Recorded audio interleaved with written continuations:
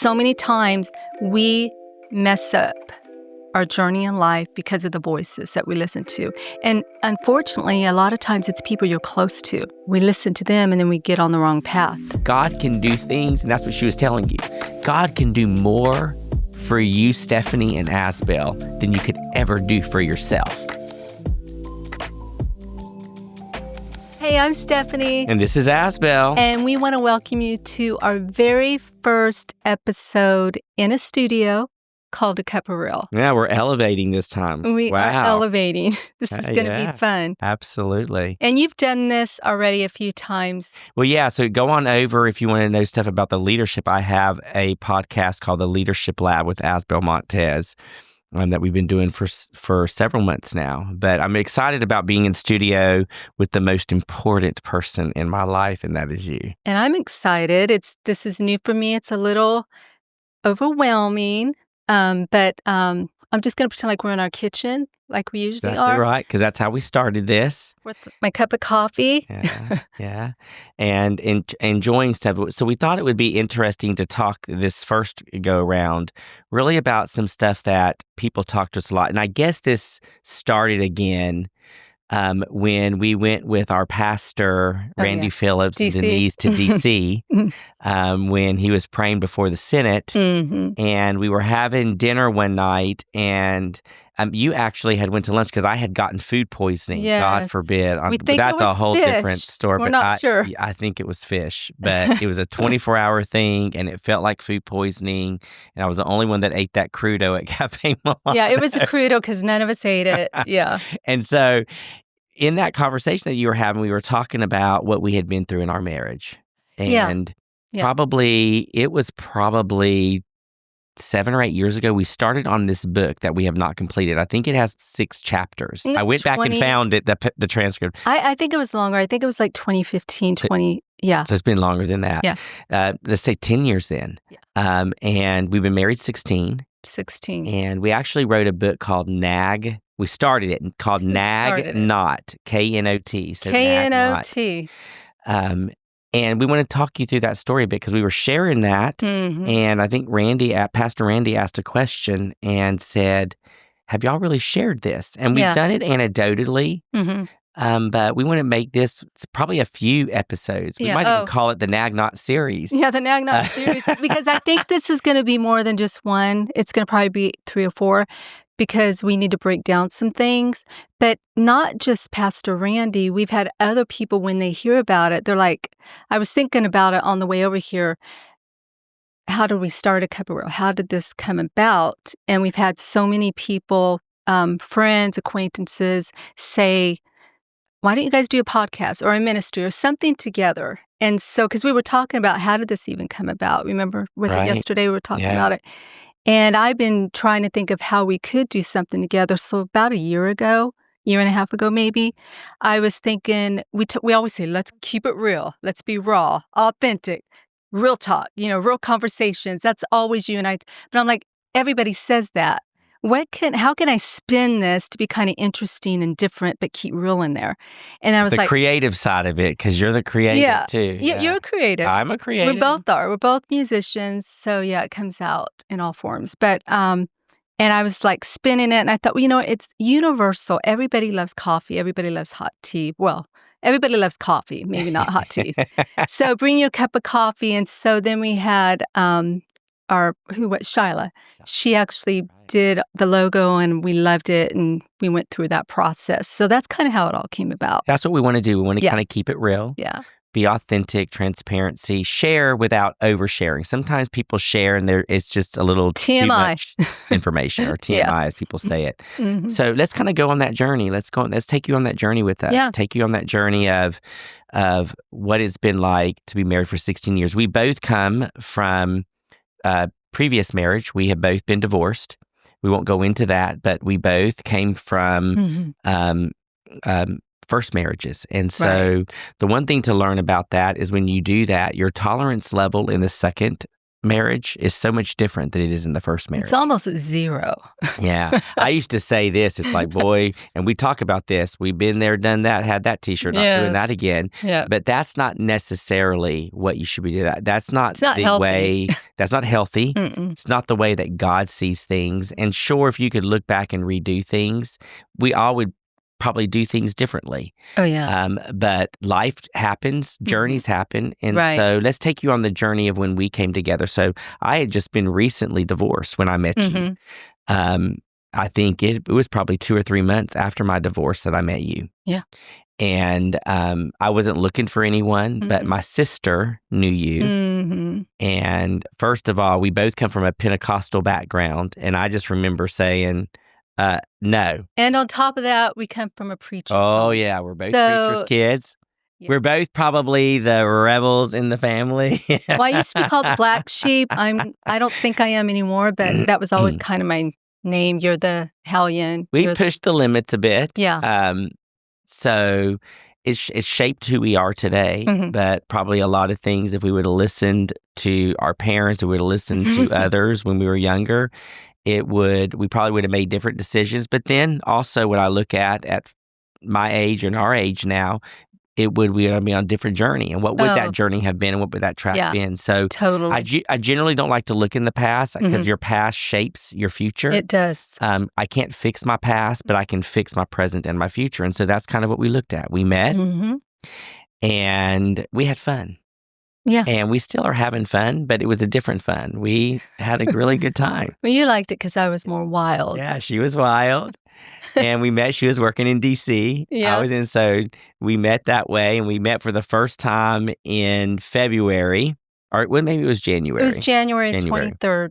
That's right, because there was a conference going on. Some people may or may not know it that are listening today, but it was a conference in Alexandria, Louisiana, called Because of the Times. Yeah. And her dad was he was the general superintendent. Some people, depending upon where you are, kind of like what the bishop, the bishop of the Catholic Church or something like that. But for this Pentecostal denomination, he was at a conference, and I got to meet him for the first time there. And you were nervous. And I was nervous because, generally speaking, I hadn't been. I had kind of like moved away from church in general. We both. Yeah. And so I had some, but we fell in love.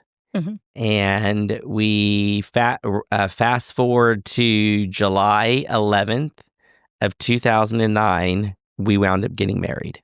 Yeah. That was a little less than a year after I had been divorced. Yeah. And some people would have said it would have been a rebound marriage or what have you, but we didn't care. No. We had fun. We met and got married in Dallas, Texas. Right.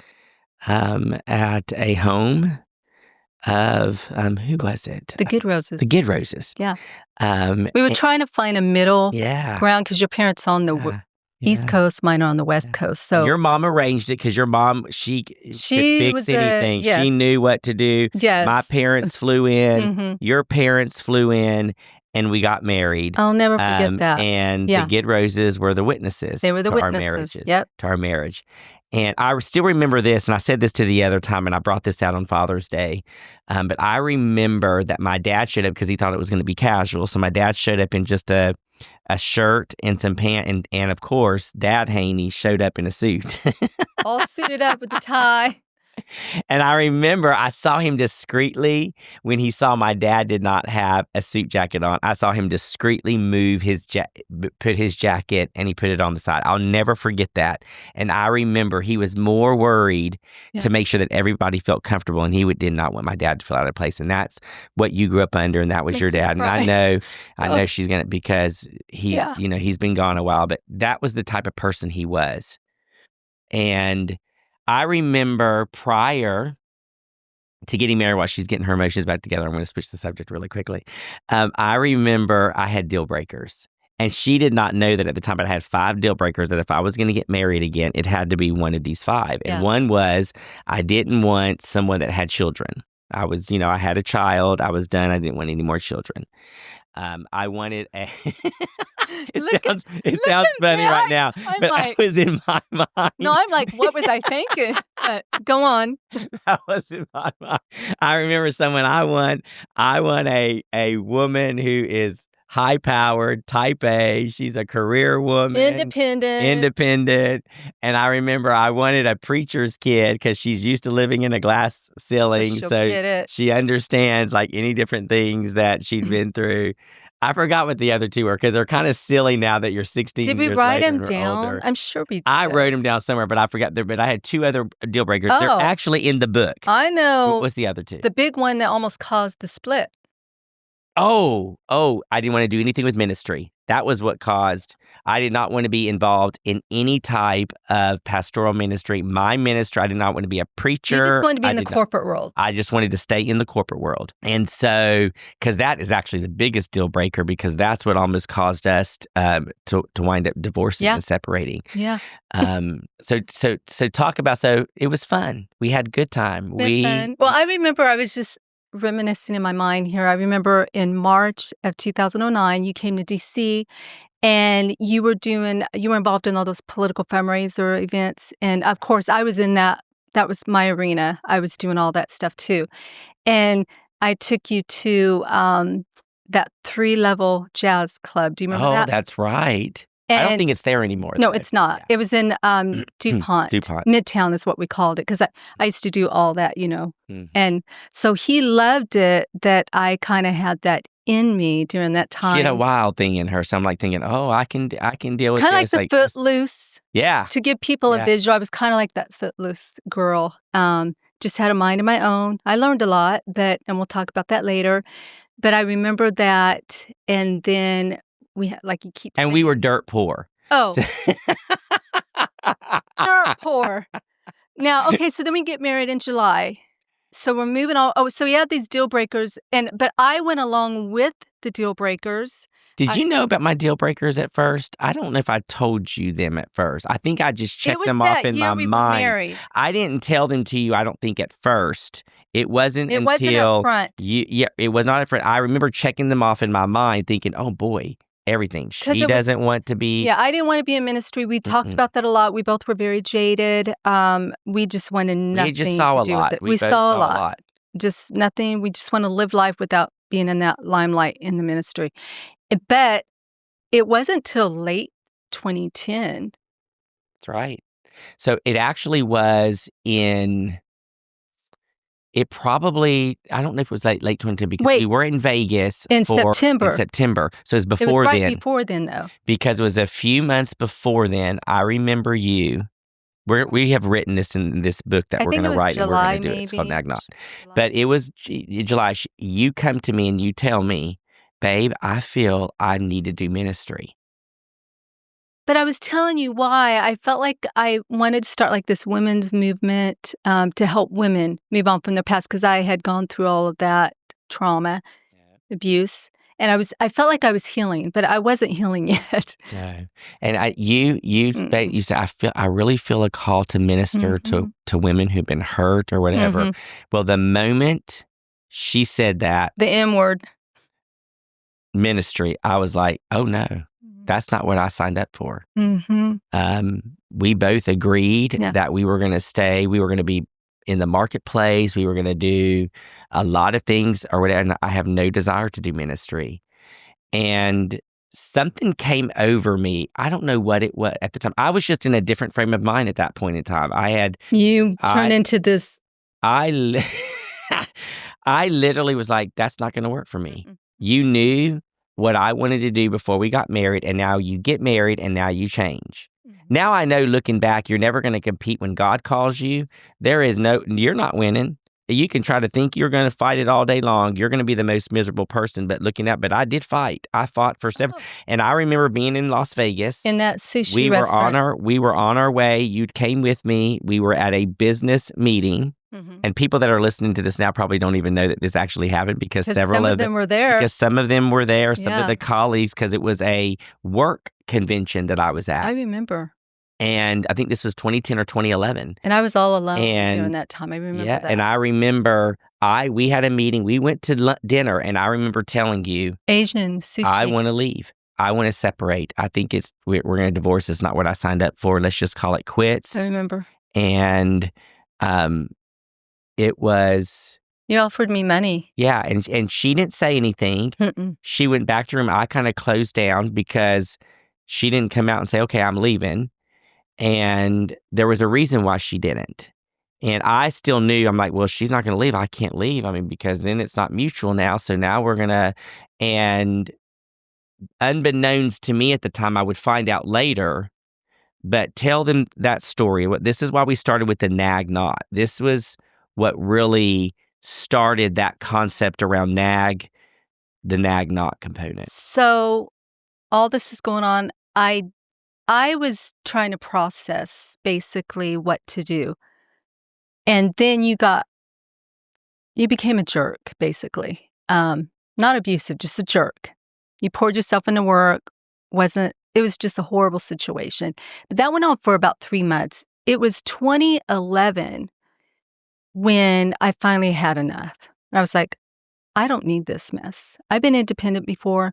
I'm done. I'm moving back to DC. I'm going back into my career. I'm done. And so, because I was like thinking, if I ignore her, she's going to leave. Because I'm not doing this. I'm not doing ministry. Because that was all in my mind, and I was justifying my own actions by saying, "Well, I told her." We talked about this. We agreed, and now she has reneged on it, and so that's all I was thinking about. And so that's I was going to run. That first three. I was. So let's talk about that. Okay, so I was going to run, and I had it all planned out in my mind. I was just like, I'll just grab my clothes. I don't care about the furniture. That's just how I was back then, especially. Just like a gypsy, I'll just take off. And I remember calling my mom. I'll never forget this. It was 2011, and saying, Mom, I'm leaving Asbel. I'm done. He's a jerk. I think I called you some other names, my poor mother. And I just went on and on and on and on, and was basically lamenting to her. And she finally said, Stephanie. And I said, I could hear her now. Yeah, Stephanie. She had that voice. Yeah. What I want you to do first, go into that little apartment, because we had a little apartment. And I want you to get into your prayer closet. I was raised by a mom that had a prayer closet. And she said, and I don't want you to come out of there. I'm going to get all emotional until God speaks to you. And it was something along those lines. But I'll never forget it. And I got really mad at her. I think I may have even hung up on her. Can't remember all the details of it. But I remember I could not just leave after getting advice from my mom, who was a godly woman, to go get into the prayer closet. And so I did. And I remember the first time. I didn't say anything. I just cried and cried because I was so upset. I wanted to leave. I was done. And I knew that feeling, that, as we call it, that gut feeling, that intuition, spiritual intuition. You can't go. You can't go. And I remember, it's triggering a memory in me when you were talking about that, is I remember getting texts from your mom when she knew. I didn't know at the time that I just knew you weren't leaving. And I just because I wasn't communicating to you about it you either. weren't talking to me because my heart was hardened at the time. I'm like, this is not. I mean, we literally lived like friends. Yeah, we were for going a while. Through the motions. Like, it was that we were going through the motions. Most people probably wouldn't have known this was going on at all. But what we knew is, but I would remember getting texts from your mom that would send me scriptures. Asbel, God has a plan for you. You're going to make me cry now. So what you know is, God knew even before it, because the change didn't start happening for 2 or 3 years. It took God a while to soften my heart. Then we started going to counseling. Yeah. Then we started working on us first, because some of these things about ministry were deeply rooted in how you were raised and things that I saw and stuff that I saw around my dad that happened to I just saw things. That's for another whole piece. It's sure ain't going to be on the podcast right now. But it was those type of things just gave me this perception of what it was. Yeah. But your mom, in her infinite wisdom and love, knew. Like, first of all, she knew that if you nagged me in person, it would just push me farther away. And so she knew to tell you, go nag me in the closet. Well, especially men, when you're a man and you're like in the position that I was in, this is why sometimes there's no healing that can start because the woman is just coming in after. Your ear. And had you done that, it would have been over. And she has such wisdom to tell you that God can do things, and that's what she was telling you. God can do more for you, Stephanie and Asbel, than you could ever do for yourself. Yeah.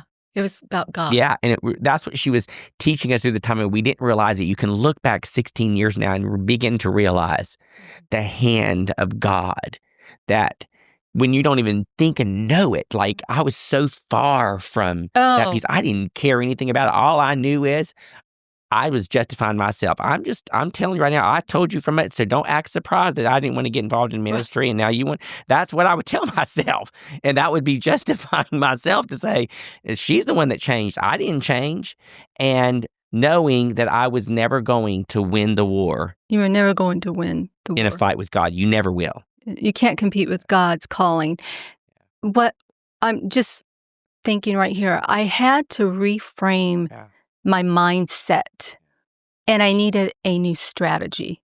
The old strategy, basically the old Stephanie, wasn't going to work in this new season because the old Stephanie would have nagged you, would have put you in your place, would have lashed out at you, would have caused more contention, would have caused more division.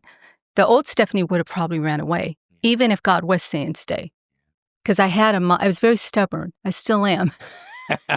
Oh, yeah, she is. We both are. We're both very stubborn. That's another thing. But God gave me a new strategy through me being in my prayer closet, from me getting into the Word. The scripture I was thinking about earlier, Psalm 141, put a guard over my mouth. Do you know how many times he had to put a guard over my mouth? I can only imagine dealing with me. I mean, seriously.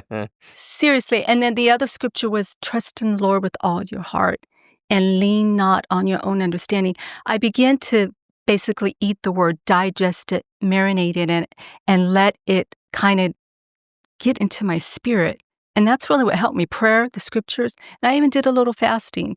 And I was far from being healed myself during that time, but I had such a hunger to do what I felt God calling me to do. So that was keeping me, holding my feet to the fire. And then we actually started to go to counseling. Yes. And thank God for Dr. Bonnie Marshall. Thank God for Bonnie Marshall, because she started to help with the healing. She helped. She helped me. Yes. She helped you to begin to understand. She helped me to begin to understand. You really think you're going to win in a competing against God? And that's what I loved about Bonnie, because Bonnie just shot straight to me. She wasn't intimidated. She's a straight shooter. She just knew, and she was a voice that I respected in my life. And a lot of the time she would say something like, but I told her. And she would just keep coming back. And I kept coming back because I respected her, and it was a journey. It took us a while. It was a journey. Oh, yes. It took us a while. I would say probably for 3 to 4 years. Because we weren't consistent. No. We would think we were okay. But the one thing that we did do is we did stay consistent, like in certain things, like a date night. Yeah. We always talk about that is consistent in the date nights. We even do stuff now on a Friday night date night. If you follow us on social media, you'll see us do. But we do that for a reason, because it was taught to us to schedule a date night, because love is not an emotion. It's a state of being. And there was 3 or 4 years, we didn't even want to be together. No. But we still did date night on Friday nights, even if we didn't talk to each other. There were sometimes we'd be on our phone. On our phones. We're like those couples you see. We put our phones away now. Yeah, now we're going to engage. Yeah. But back then, that phone was like our security. Well, it was like to stay, but we knew if we kept being consistent, like it was consistency, and eventually you get through it. So many times we give up too quick. Yes. We give up too quick. It's easy to give up because we think love's that emotion. It's that honeymoon feeling. It's that feeling when we were dating. We'd stay up all night talking to each other and then go to work the next morning. It was all of that. Well, that goes away. Oh, it goes away. Very quickly. Yeah. And you will grow apart at times in your marriage. You're going to grow apart sometimes, whether it's through grief, you're both busy, all of these things happen. And life happens. And then there's a lot of other things that begin to happen through. And we're going to kind of talk through it as we work through. But the one thing that I want to encourage you as you're walking today and as we end this first, because this will probably be a series, because there's a lot that we've learned. There's a lot that we're still learning. And what we're learning is, if our story can help someone else, that you might be there right now and you might be putting on this facade, and behind closed doors, it's lonely. Behind closed doors, it's not well. Behind closed doors, you might need, but the one thing that we got from your mom, the best advice that she could have ever given, and the only reason why we are here today talking about this is because she told you, get in that prayer closet and nag him in the prayer closet. Nag God. That's what I'm saying. Nag him in the prayer closet, because God can fix what you could never imagine fixing. God can do what we can't do. We try to fix things, and He's the only one who can really change the heart of a person. He can put that person, we say this sometimes, put our back against the wall, get us to a place where we're like, God, I surrender. And that's where He had me in 2010. Well, and this is where He's had right now, but it's the one thing that I tell everybody right now, because we're both control. Everybody likes control. I'm a type A. I finally had to admit to myself that I'm a control freak, because I can't fix myself until I acknowledge what I am. And I was a control freak. And 18 months ago, I remember God gave me His scripture in His word, Isaiah 55:8-9, and have it plastered in my brain now. So 14 and a half years I've been dealing with the control freak. She has. And most people probably already knew that. Some people are like thinking, really, Asbel? Surprise, surprise. How did that become a surprise to you? The problem is you always have known it, but it's like with anything. Until you acknowledge it, you can't fix it. Well, and you can't manage. You can't manage it. It's okay to be I'm a type A personality. I do not apologize for that. Right. I do not apologize for my passion. That's how God made me. He made me passionate. But from my experience, everybody likes to control something. Oh, yeah. Some people are overboard with it. They'll just bulldoze you over. That's kind of your personality. Mm-hmm. Where I know what I want. Yeah. I can be a little controlling in my areas too. Everybody has it. But what we have to understand too is not to get out ahead of God, because God sometimes sees things. So Isaiah 55, he says, hey, Asbel, my ways are so much better than your ways. Don't secularize my ways. Yes. Don't ever put the heavenly into the secular. Because I see so many things, and if you will just let me be in control, I will handle it. And this is where He taught me what He's taught me. Whatever He got you there earlier through your mom. Your mom was that guiding point to say, because she understood the power of letting God lead. But God He never leaves us nor forsakes us. That is always His promise to us. But the position He is in our life is the level of control that I have given Him in my life. To give Him full control, as your mom taught you to say, get into that closet. She already knew it. She was taking you there. You got there before I did. Oh, yeah. And you knew, God, lead him. Whatever, I don't know what you're doing right now. I can't see it. All I know is there's something that my husband's doing. He's not acting like a husband. He's not respecting me like a husband. He's not loving me like he should. God was doing something in me that He could not. And had you, whatever, I don't know where I would be right now. Yeah. Had I lashed out, had I used the old strategy, we would not be here We would not be here right now. The new strategy was get into your prayer closet and war in the spirit, get into the scriptures, start speaking life.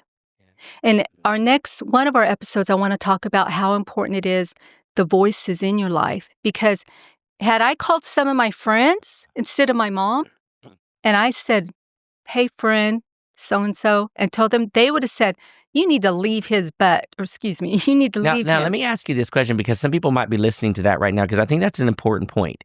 Many times, we immediately go to people that think like us.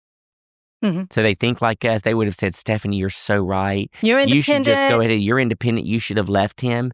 Why did you go to your mom first? Oh, that's Have you explored that before? No. I haven't. I think because many times your natural reaction is to go to friends that know you and start talking. Maybe because I knew in my heart it wasn't God's will for me to leave, and I knew if I went to my friends, maybe subliminally, I don't know.